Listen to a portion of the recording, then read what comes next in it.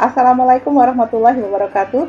Salam sejahtera bagi kita semua. Om Swastiastu, Namo Buddhaya, salam kebajikan. Bersama saya, Juna Singis Channel, kita merdeka belajar tak bersekat ruang dan waktu. Untukmu, Indonesiaku. Jangan lupa like, subscribe, dan bunyikan lonceng. Kali ini kita akan bahas mengenai akuntansi keuangan menengah pertemuan yang ke-341. Kita bahas mengenai piutang.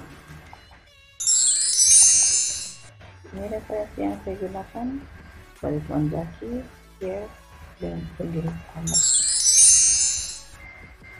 Kita masuk ke pengertian piutang. Piutang adalah hak untuk menagih sejumlah uang dari penjual atau kreditur kepada pembeli atau debitur karena adanya satu transaksi. Selanjutnya, macam-macam piutang. Ini ada piutang dagang, ada piutang legal.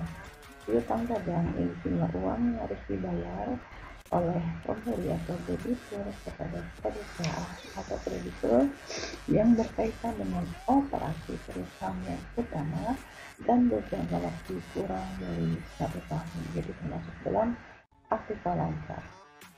Kalau piutang legal adalah sejumlah uang yang harus dibayar oleh debitur kepada kreditur, di mana pihak debitur harus membuat janji tertulis kepada kreditur untuk membayar sejumlah uang yang tercantum di dalam surat perjanjian tersebut di masa yang akan datang.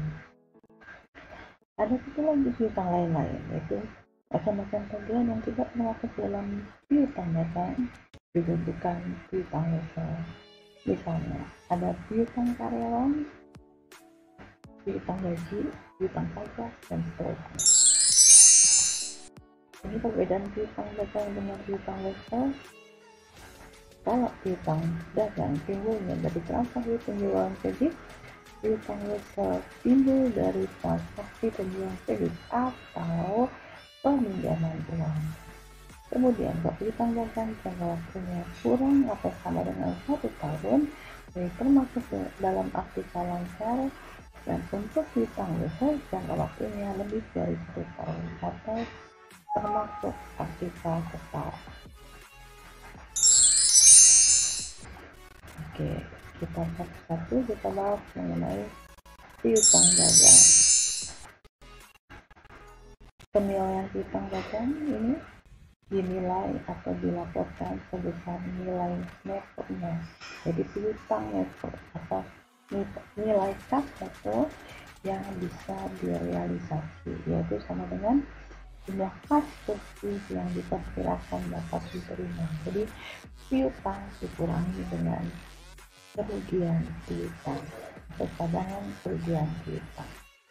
Jumlah kas bersih yang dapat diterima adalah jumlah piutang tersebut setelah dikurangi taksiran jumlah atau nilai piutang yang tidak dapat diterima atau disebut dengan kerugian piutang.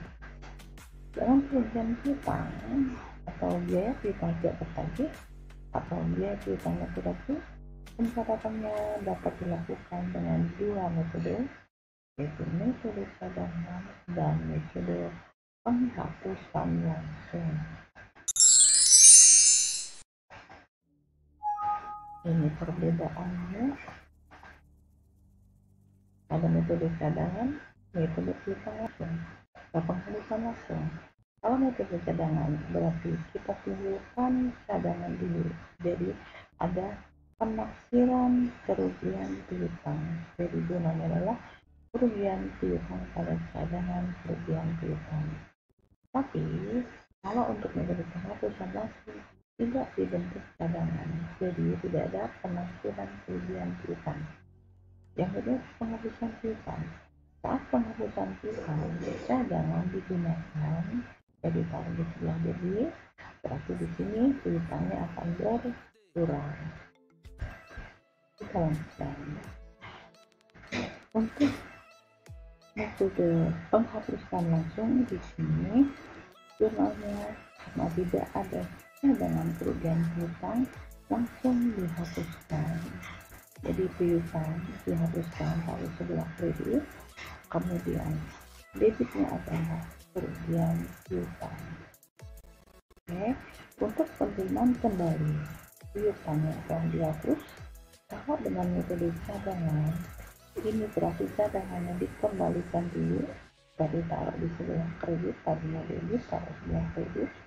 Piutang yang tadinya tidak ada munculkan taruh di sebelah debit. Baru pada saat piutang dilunasi, penerimaan kembali ya, berarti di sini kasnya taruh di sebelah debit. Kas ini masuk dari mana? Dari piutang. Oke, berarti kreditnya adalah piutang.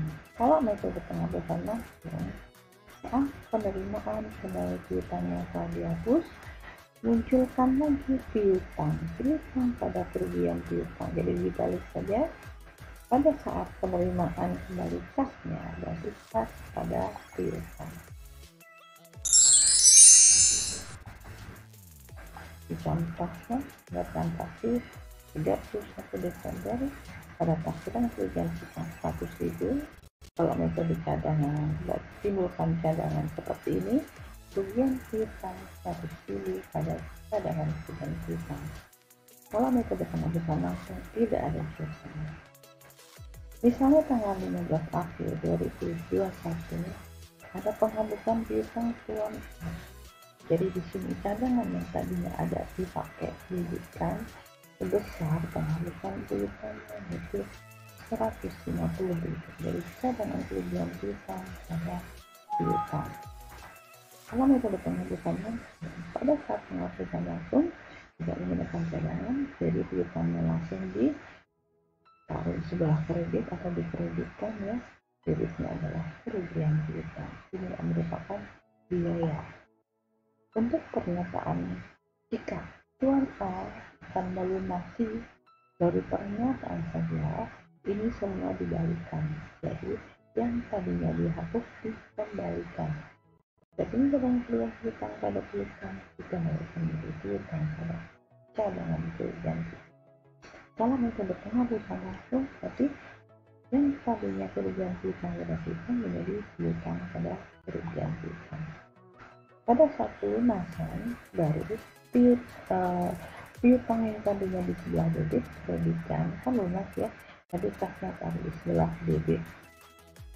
Untuk penghapusan langsung sama-sama menghapus piutang, sama-sama penerimaan piutangnya dari kas pada piutang.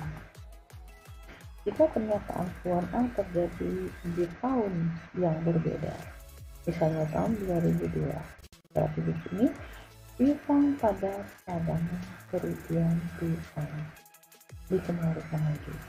Kalau metode penghapusan langsung, di sini ada kata-kata penerimaan piutang yang sudah dihapus. Oke. Kemudian saat pelunasan, berarti piutangnya taruh sebelah kredit, debitnya adalah A. Sama metode penghapusan langsung. Sekian untuk part 1, kita nanti lanjutkan di part yang kedua di pertemuan juga. Sampai di sini juga kita. Assalamualaikum warahmatullahi wabarakatuh. Salam sejahtera untuk kita semua. Salam budaya, salam kebajikan.